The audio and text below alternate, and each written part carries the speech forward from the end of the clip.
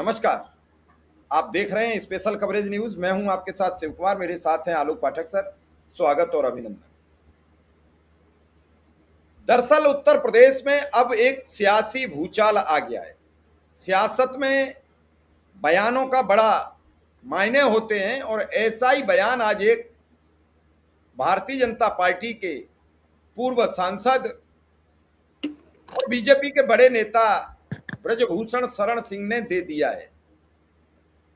उनके बयान के बाद हर व्यक्ति सवाल करता नजर आया जब उन्होंने कहा कि राम मंदिर यानी अयोध्या में जो राम मंदिर में चंदा चोरी हुई है उस पर सत्य बोला तो फंस जाऊंगा।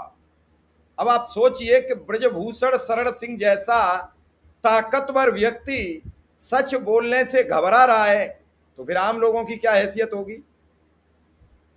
कल भी वहां चंदा चोरी का एक और रिकवरी हुई है, उससे पहले रिकवरी हुई और उसके बाद अब तक सरकार की तरफ से कोई वक्तव्य जारी नहीं किया गया। आखिर राम मंदिर के चंदा चोरी पर लखनऊ से लेकर दिल्ली तक चुप्पी क्यों? और ये उनका बयान कब आया? जब प्रधानमंत्री नरेंद्र मोदी कल अपना नेहरू से बड़े कार्यकाल का जश्न मना रहे थे। हालांकि वो जश्न कैसा है सब जनता जानती है और उस जश्न में वो खुद भी फंसते नजर आ रहे हैं, चूंकि उन्हें नेहरू के रिकॉर्ड तोड़ने हैं। तो सबसे बड़ी बात यह है कि आलोक सर, ब्रजभूषण शरण सिंह के बयान के क्या मायने हैं? देखिए, उनका कहना था कि बहुत बड़े बड़े एक्चुअली वो सवाल पूछा जा रहा था ट्रस्ट के महासचिव चंपत राय जी को लेकर कि भैया वहां दान पात्रों में आरोप लग रहा है कि दान पात्र में जो दान देते थे जनता, जो चढ़ावा आता था उसमें से चढ़ावे में से काफी रकम गायब हो गई है, इसका आरोप लग रहा है। तो उसको उन्होंने कहा कि देखिए इस पर मैं कुछ नहीं बोलूंगा, बहुत बड़े बड़े लोग हैं, मैं कुछ बोलूंगा तो मुसीबत में फंस जाऊंगा। दरअसल पत्रकार ने उनसे ये कहा कि आपकी ब्रजभूषण शरण सिंह की अयोध्या में बड़ी जबरदस्त आस्था है और राम जन्मभूमि आंदोलन में उन्होंने बड़ी महत्वपूर्ण भूमिका कई बार निभाई है। और अफसोस की बात है कि जब राम मंदिर में प्रभु श्री राम मंदिर का प्राण प्रतिष्ठा समारोह हो रहा था मंदिर का, तो 22 जनवरी को उनको आमंत्रित नहीं किया गया था 2024 में, न ही आमंत्रित किया गया था, बल्कि अयोध्या लोकसभा चुनाव में जब हो रहा था तो उनको प्रचार के लिए भी आमंत्रित नहीं किया गया था। तो इससे वो बड़े दुखी और अपमानित महसूस करते हैं। तो एक तरह से उन्होंने तंज कसा कि वो लोग बहुत ताकतवर लोग हैं, मैं बोलूंगा तो मैं फंस जाऊंगा, मैं बहुत कमजोर आदमी हूं, कि एक तंज कसा। आपको बताऊं कि शाम होते होते एक बयान और वायरल हो गया अयोध्या में, और इस एक बयान जो वायरल हुआ है वो बयान वायरल हुआ है श्री राम जन्मभूमि तीर्थ क्षेत्र ट्रस्ट के अध्यक्ष जी के उत्तराधिकारी पूज्य कमल दास नयन जी का बयान। और उन्होंने बोला है, ऑन कैमरा बोला है कि सब बेईमान है, जांच करने वाले का जांच कौन करेगा, जांच करने वाले बेईमान है। उन्होंने तो नाम लेके बोल दिया है कि बीएचपी के चंपत राय बंसल ने सब कब्जा कर रखा है और सारा लूटपाट उसी के इशारे पर हो रहा है। महंत कमल दास जी का, ये कमल नयन जी का जो बयान है बड़ा वायरल है, तमाम पत्रकारों ने इसको शेयर किया है। अगर आप कहें तो मैं ये बयान भेज देता हूं, लेकिन कॉपीराइट का मामला होगा इसलिए थोड़ी प्रॉब्लम है। मैं सुनवा देता हूं। तो दूसरी तरफ आज कुछ खबरें ये भी आई है कि प्रधानमंत्री पीएमओ ने इस मामले में रिपोर्ट मांगी है। और क्या नहीं हमसे मजेदार बात यह है,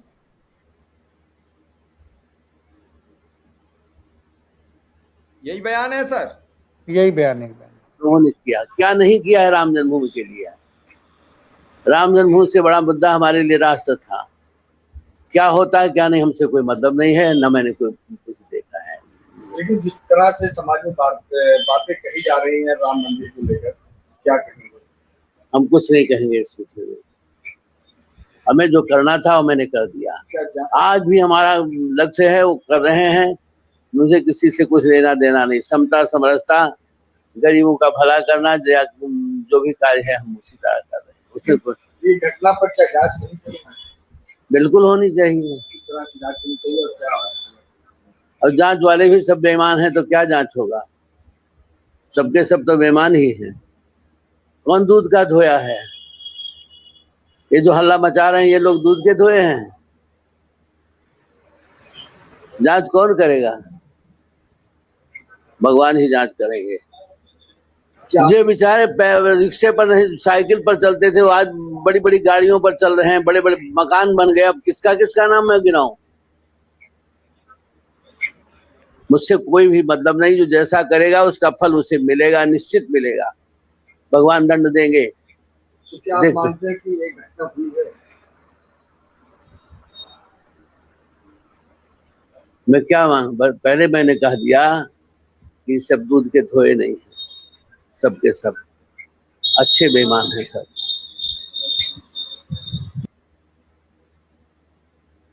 देखा आपने, अच्छे बेईमान है सब, कोई दूध का धुला नहीं है।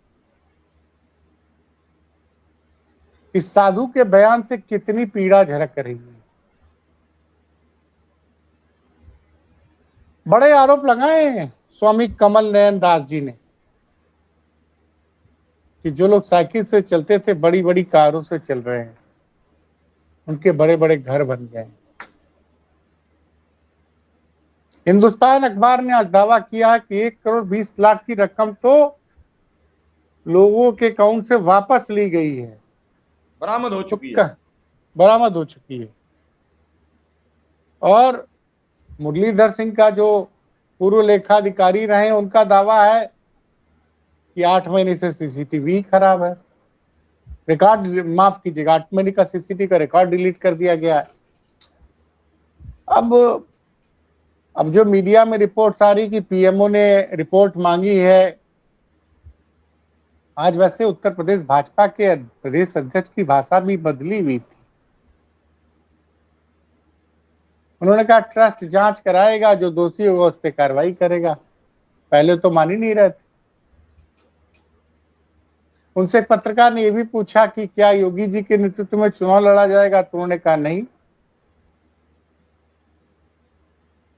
मैं पार्टी का प्रदेश अध्यक्ष हूं, राष्ट्रीय अध्यक्ष नवीन जी है, सबके सबके सबके नेतृत्व में चुनाव लड़ा जाएगा।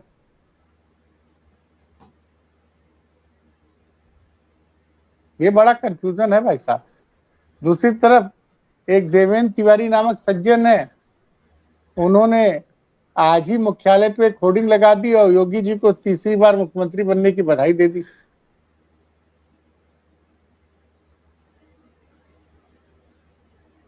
तो समझ में नहीं आ रहा है। और एक तस्वीर आई है, जरा संभव तो शेयर कीजिए, कि नरेंद्र मोदी जी संजय निषाद, ओम प्रकाश राजभर से आज की एनडीए की बैठक के बाद बहुत घुल मिल के बात कर रहे थे।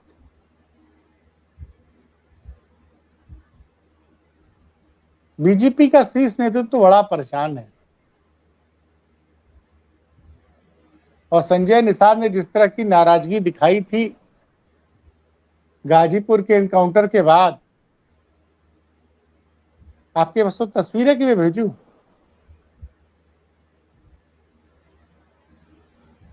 तो और योगी जी वहां आसपास कहीं नजर नहीं आ रहे। समझिए, क्या मोदी जी संजय निषाद जी और ओम प्रकाश राजभर जी से क्या बात कर रहे हैं?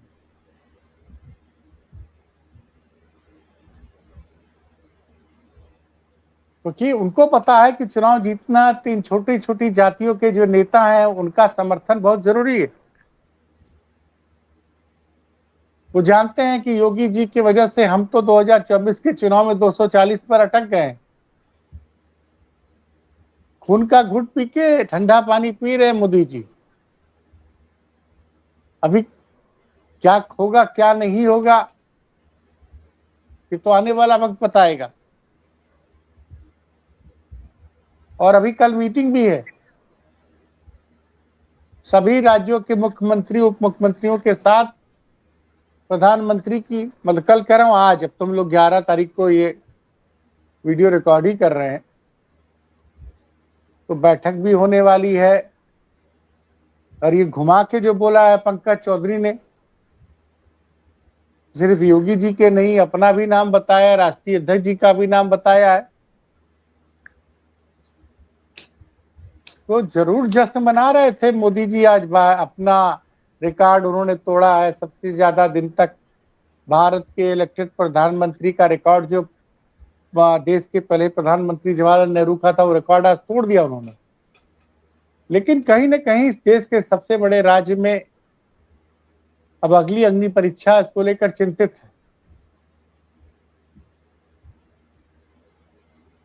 आलोक सर, समस्या ये नहीं है, समस्या ये है कि ब्रजभूषण शरण जैसा आदमी, इतना ताकतवर आदमी भी अयोध्या मामले पर ये कहे कि सत्य बोलने से मैं फंस सकता हूं, तो फिर कौन बोलेगा? पीएम अब इसका मतलब वो मानते हैं कि कहीं ना कहीं वहां गड़बड़ियां हो रही हैं और जो लोग गड़बड़ी कर रहे हैं उनको कुछ बड़े लोगों का संरक्षण प्राप्त है।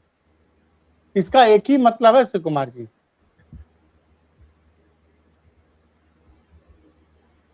एक ही मतलब और कोई मतलब नहीं है। अच्छा, जो मंदिर से ये जो ट्रस्ट है इस पे तमाम आरोप लगे हैं। 2020-21 में आपको याद होगा कि जब राम जन्मभूमि तीर्थ क्षेत्र के लिए जमीन खरीदी जा रही थी उसमें भी जमीनों के खरीद में भी कई आरोप लगे थे। आखिर इस घटना पे, और एक बात और समझिए शिव कुमार जी, प्रधानमंत्री मोदी को ये भी पता चल गया है कि कल किस तरह के आरोप अखिलेश यादव की बेटी पर लगाए गए हैं। अभी तो इन सवालों का जवाब भी मोदी जी को देना होगा। आपको याद होगा कि जब महिला विधेयक पे बहस हो रही थी तो मोदी जी ने सार्वजनिक रूप से कहा था कि मेरे मित्र अखिलेश यादव जी मेरे मित्र हैं, क्योंकि जिस तरह की नाराजगी आज समाजवादी पार्टी के कार्यकर्ताओं ने पूरे प्रदेश में दिखाई है, और अभी तक जब तक हम लोग बात करें तब तक उत्तर प्रदेश पुलिस में कई जगह पे थानों में एप्लीकेशन के लिए, माफ कीजिएगा, एफआईआर के लिए एप्लीकेशन तो दे दी, एफआईआर हुई कि नहीं इसकी कोई सूचना नहीं। और बीच में ये भी सूचना आई थी कि ये सही या गलत, लेकिन ये दावा किया जा रहा था कि ब्रजभूषण शरण सिंह ने योगी जी के जन्मदिन पर उनको बधाई सार्वजनिक रूप से नहीं दी थी। सोशल मीडिया के माध्यम से उन्होंने कोई बधाई नहीं थी। अगर टेलीफोन पे दी हो तो मैं नहीं पता। लेकिन आज उन्होंने ये बयान देकर तो योगी के लिए मुश्किलें पैदा की हैं कि बहुत ताकतवर लोग हैं। तो इसमें ताकतवर कौन किसको मान रहे हैं? वो अमित शाह को? अब नहीं, वो देखिए अमित शाह के बारे में नहीं बोले तो या तो ट्रस्ट में जो बड़े लोग हैं उनकी बात कर रहे थे, किसको कह रहे थे उन्होंने स्पष्ट नहीं किया। उन्होंने नीट की परीक्षा को लेकर भी बयान दिया है। हाँ, उन्होंने धर्मेंद्र प्रधान का बचाव किया है। और जब आप धर्मेंद्र प्रधान का बचाव करते हैं इसका मतलब पार्टी लाइन पे आप काम कर रहे हैं, केंद्र की पार्टी लाइन पे, माफ कीजिएगा, राज्य की पार्टी लाइन। मंदिर के चंदे पर सस्पेंसिव बयान दे रहे हैं तो इसका मतलब यूपी सरकार को घेर रहे हैं। अब यूपी सरकार को सीधे नहीं घेर रहे हैं, ट्रस्ट से लेके उनको नाराजगी है, क्योंकि ट्रस्ट ने जिन 8,000 लोगों को आमंत्रित किया था 22 जनवरी 2024 में, उसमें सबको बड़ा आश्चर्य लगा था कि ब्रजभूषण शरण सिंह का नाम क्यों नहीं।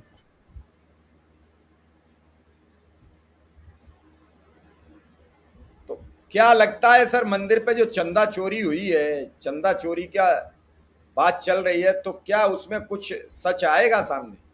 क्या अब दोषी सच पकड़े अगर जाएंगे? अगर देखिए, जिस तरह से मुरलीधर सिंह ने सीधे चिट्ठी लिखी प्रधानमंत्री को, और लोग कह रहे हैं कि पीएमओ ने इसका संज्ञान लिया है और रिपोर्ट मांगी है। देखिए, इस मामले में हम निष्पक्ष जांच तो योगी मोदी जी को करानी ही पड़ेगी, और जितना देरी करेंगे उतना ही उनको राजनीतिक रूप से इसका नुकसान होगा। एक आश्चर्यजनक चीज है कि भारतीय जनता पार्टी के जो कार्यकर्ता है मुरलीधर सिंह, उन्होंने सीधे चिट्ठी प्रधानमंत्री को क्यों लिखी, ये भी सवाल उठता है। साधु संत भी इस मामले में दो भागों में बटे हुए दिखाई दे रहे हैं, और सबसे बड़ी बात है कि प्रिंट मीडिया अब ये खबर लगातार लिख रहा है 1,20,00,000 रुपए की रिकवरी हो गई है। इसका मतलब अब तो लोग पूछ रहे हैं कितने का घोटाला था।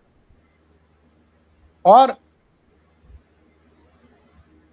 स्वामी कमल नयन दास के बयान के बाद तो अब और चर्चा होने लगी है कि साइकिल से चलने वाले महंगी महंगी कार से चलने लगे हैं,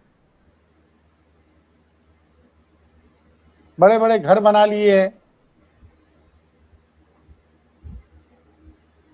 तो क्या ट्रस्ट से जुड़े लोगों ने, क्योंकि बहुत पैसा आया है ट्रस्ट में, अगर हम चंदे की बात करें तो 4,700 करोड़ से ऊपर का तो खुद ट्रस्ट ने स्वीकार किया था 13 दिसंबर 2025 को, और बताया था कि 2600 करोड़ रुपया मंदिर के निर्माण में लगा है। और ये दावा किया जा रहा है कि कोई कह रहा है कि महीने में हर रोज 1 करोड़ आता, कोई कह रहा है महीने में 5 करोड़ का चंदा आता, कितना आता है क्लियर नहीं है।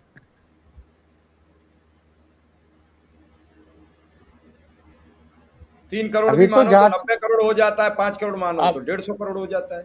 5 करोड़ महीने की बात हो रही। तो अगर अच्छा, ये सारी चीजें हैं तो भाई ये कौन कौन लोग हैं, किनका जीवन स्तर बदला है, साइकिल से चलने वाले अचानक से कार वाले कैसे हो गए, कौन सा व्यवसाय करते। और स्वामी कमल नयन दास जी का तो एक बयान और चिंताजनक है कि जांच कौन करेगा, जांच करने वाले तो पक्के बेईमान है। उन्होंने तो सब कुछ प्रभु श्री राम पे छोड़ दिया कि प्रभु श्री राम ही दंड देंगे। देखिए,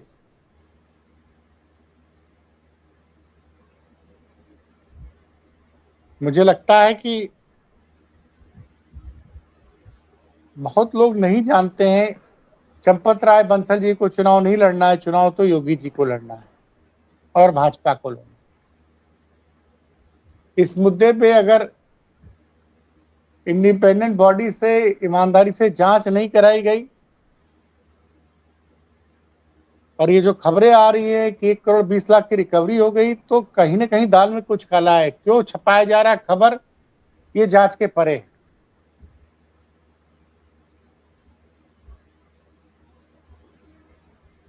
चलो सर, देखते हैं कि क्या इसका असर होगा। फिलहाल इस खबर को यहीं विराम देते हैं। आपने जो जानकारी दी है उसे दर्शक देखें और समझें। आपका बहुत बहुत आभार, बहुत बहुत धन्यवाद।